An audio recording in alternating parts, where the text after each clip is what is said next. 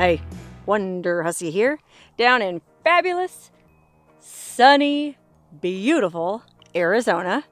I'm pretty far down south, kind of in the area around, well, I'm staying just south of Tucson, but my friend and I decided to take a day trip today, even farther south, down around near the Mexican border, to go look at some ghost towns. And well, unfortunately, the first ghost town we tried to visit was on private property. The second ghost town we tried to visit was on private property. But now, third time's the charm, we're at another ghost town, and this one is definitely not on private property. I've never been so happy to be on federal property in my life.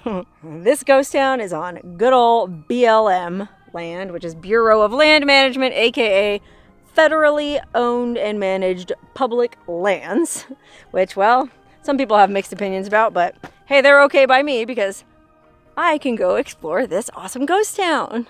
Okay, this ghost town is called Fairbank, and it's actually not very far from Tombstone, Arizona, which is a much better known ghost town down in this area. But actually, Fairbank has a super fascinating history of its own. And I know because one of my viewers sent me this really cool book all about ghost towns of Arizona. And so I was doing some research last night before I came here. It's so interesting. Let me just read you what the book says.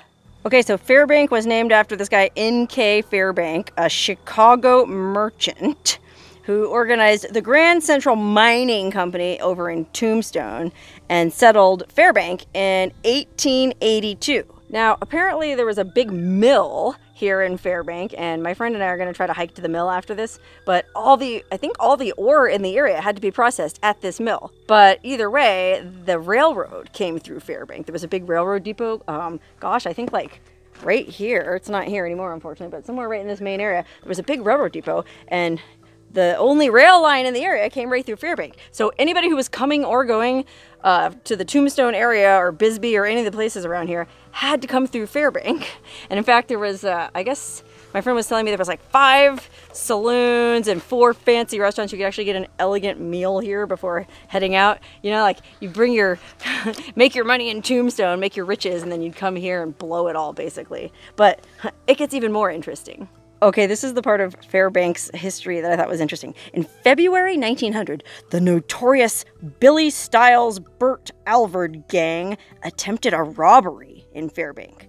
Accompanying the 2 infamous leaders were the Owen brothers, a man named Brown, Bravo Horn, and a particularly bad desperado named Three-Fingered Jack Dunlap. Oh my god, Three-Fingered Jack Dunlap. I wonder how he came by that nickname. 2 in the... well, never mind. Anyway, so the Billy Stiles Burt Alvord gang with the Owen brothers, some guy named Brown, Bravo Horn, and Three-Fingered Jack Dunlap were trying to rob the Wells Fargo box from the express car of the train when it stopped at the Fairbank station to take on passengers. Well, the plan seemed simple, except for the fact that celebrated lawman Jeff Milton was guarding the payroll inside the express car. When Milton refused to hand over the treasure, the men opened fire. In the short volley that followed, Three-Fingered Jack was injured, and Milton's arm was badly shattered. Realizing he was losing a lot of blood and that he might lose consciousness, Milton quickly opened the opposite door of the Wells Fargo express car and threw out the key to the payroll box. Dang, dude, that guy was not about to let that Wells Fargo box get robbed. Anyway, by this time, the gunshots had attracted attention. As the excited townspeople gathered, the gang was forced to abandon the attempted robbery.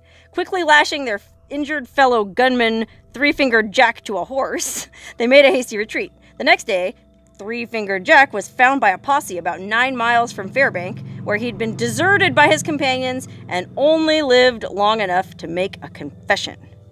Meanwhile, this is the best part of the whole story. Meanwhile, Jeff Milton, the injured lawman badass who threw the key to the safe out the friggin' window, was rushed to a hospital in San Francisco. There's just so many funny things about that one sentence. I love the fact that he was rushed to a hospital in San Francisco. We are about an hour and a half, maybe more, southeast of Tucson, Arizona, okay? There ain't no rushing nobody to a hospital in San Francisco, even nowadays with a Flight for Life helicopter. I'm pretty sure they're talking about San Francisco, California. I mean, it doesn't say San Francisco, California, but I don't know any other San Franciscos, especially back then. I guess San Francisco was probably like the biggest, I guess it was the biggest city in the West at that time, and it probably had the best hospitals. So I hate to think of, well, first of all, I hate to think of how they rushed him and how long this rush job took. But anyway, somehow they quote-unquote rushed him to the hospital way up in San Francisco. And when told that his injured arm would have to be amputated, Milton loudly protested that if his arm were amputated, he would kill the man who did it. Okay, dang. I mean, there's being a badass and then there's just being a jerk. But it says in the book, needless to say, Milton's arm was not removed, and he later recovered partial use of it. So, hey, maybe he was right to threaten to kill anyone who dared amputate his arm. Anyway, that's the friggin' history of this ghost town that we're checking out here. And man, it's just fascinating. Now, unfortunately, this is one of them there ghost towns that all the buildings are locked up, so you can't go inside any of them. But gosh, it's still really interesting just to walk around and imagine all the crazy stuff that went down here back in the 1890s. But gosh, all the buildings are, well, they're all locked up tighter than a you-know-what. Kind of like at Bodie Ghost Town, which I've had about 1,473 people email me that I should do a video in Bodie Ghost Town in California. And I did do one there, but I really didn't like it because you can't go inside any of the buildings, you know? I like these, well, I like those abandoned old ghost towns up in the Nevada mountains where there's no signs and no grates on the doors and windows. You can just walk right in, sit right down, baby, let your, well, never mind. But we can still try to peek in some of the windows and, well, I don't know if there's much we can see. Oh man, I sure would like to be able to just get inside and poke around. Oh, maybe we can see something in here. So what's in this one? Oh wow, yeah, look at the old paint on that wall. Layers and layers of paint. See in this one. Oh man, oh, there's a sign down here. What does that say? Pat. Oh, it's like an old election sign. Oh, wow. Oh, wow, look in here. This is like, I guess where they're storing a bunch of old stuff that, well, some of it's old. Some of it doesn't look that old. Like you can see there's some friggin' ceiling fans and boxes, but look at that old safe. I wonder how much silver is in that old safe. Okay, well, since we can't really go inside any of these buildings, there's apparently a cemetery here, and then there's the ruins of the old mill. So my friend and I, that I'm with today, are gonna go hike up. It's about a 2-mile round trip hike to the mill, but oh, it's a nice sunny day, and I got good shoes on, so I think we are to do it. Hiking along to the old cemetery through this beautiful tunnel of, I guess these are mesquite trees. They're everywhere down here. And well, they provide some much needed shade. Even though it's almost November, it's still friggin' hot down here. I mean, we are only about 10 miles, I think, from the Mexican border. We're pretty close to Mexico. And well, there is a lot of border patrol out on the highway. Just in case you forgot where you were. There's my friend hiking ahead. He doesn't really want to be on camera, but I'll just show you a distance shot. Anyway, this is the old railroad bed. This is where the rail tracks ran back in the day. And well, now it's just this beautiful little hiking trail. And it would have been so interesting to travel back in time and go for a ride on the railroad. Like get on the railroad here. Like apparently you could take the stagecoach from Tombstone here to Fairbank for $1.50, which is the modern day equivalent of $36. Kind of pricey because I think Tombstone's only about 10 miles from here. I guess that's just the way it was back then. But yeah, it'd be so neat to go back in time and, you know, start out in Tombstone, take a stagecoach to Fairbank, and then get on the railroad and, well, go all the way to San Francisco to get that arm amputated.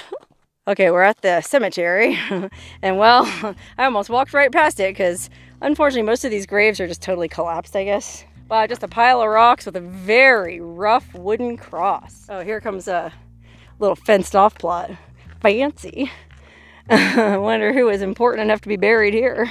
I love the whole concept of like being buried in a fancy part of the cemetery. You know, meanwhile, everyone's underneath the same ground and no one's going anywhere. Look at this beautiful desert all around us though. Oh my gosh. And those trees in the distance, it's some kind of riparian watershed. I think there's a river. It's a dry river, or at least it was dry when we crossed it. But apparently there's a lot of groundwater because it's very, well, relatively green. I know those of you watching this from back east might disagree. But hey, out west, that's green. And matter of fact, I was reading that some of the Chinese settlers here, I guess there's Chinese railroad guys or whatever that ended up here, and they had a farm down there by the river and they grew vegetables and stuff to sell to the people of Fairbank, which reminded me of the video I did about China Ranch in right outside Tacoma. Same kind of deal. The guy out there, Chinese miner, grew fruits and vegetables, sold it to the local miners till he got run off by a white man and had his whole farm stolen. Hope that didn't happen to these guys here. Oh, here's look at this one, hiding in the thorny bushes. Oh wow, look at this. Holy cow, there's a friggin' rosary hung on it. Must be a papist. February 9th, 1899. Wow. Wait, that's an old one. All right, well, that's all there was to the old cemetery. So now let's keep on hiking and see if there's anything left at the old mill site. Oh yeah, look, there's a little informational sign about it, which we will read in a minute, but look. Holy wow. I've seen a lot of mills in my day. You know, I do all those videos with my friend Larry, and he's really into mills. So I've been to a lot of mills, but I've never been to a mill that was made out of rock like this. This is a trip. I mean, that's pretty solid masonry. We'll go check it out up close in a minute, but first let's just see what it says on the sign. The Grand Central Mill rocked around the clock. This rock wall was once the back wall of silver processing stamp mill, one of 7 mills along the San Pedro River, that's the river, that supported the 50 mines in the Tombstone Hills. The ore-bearing rock from the mines was loaded onto wagons and hauled to the mills by long mule teams. There's a mule team. That's like the 20 mule teams in Death Valley. It says stamp mills usually had 10 or 15 stamps going at once, falling about 100 times a minute, 24 hours a day, 7 days a week, and the deafening noise could be heard for miles. Gosh, yeah, I can't imagine how friggin' loud. That explains why the mill is 2 miles away from the town. Gosh, must have just been an unholy friggin' racket. And then it says here, most stamp mills were built against hills to take advantage of the force of gravity. I never thought about that, but it makes sense because most of the mills I've been to were built on hillsides. Okay, let's just come up close and see if we can see anything cool. Oh, there's like a hole in the wall here. I wonder what happened. Oh, maybe it's just coming apart. Wow, look how it was built. You can see right inside it. It's like a cross section. Some animal made a home in there. Yikes. Okay, I climbed up onto the first level. I'm pretty sure this is a legit trail and you're allowed to do this. I don't want to make anybody upset, but I really feel like there's no need to climb all the way to the top. We can get a pretty good idea from up there. And an amazing view at this awesome valley and those big green trees in the distance there along the San Pedro River, where all them Chinamen used to grow all them delicious veggies. Man, I'm getting hungry. All this hiking and exploring ghost towns really works up an appetite. It's too bad. It's too bad this isn't back in the day when Fairbanks had, you know, 5 saloons and 4 fancy restaurants. I could go get myself a bite.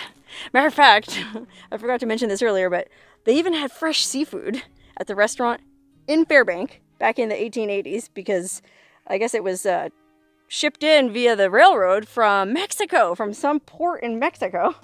They had fresh oysters in the desert in a mining town. Imagine that. I could definitely go for some oysters right about now.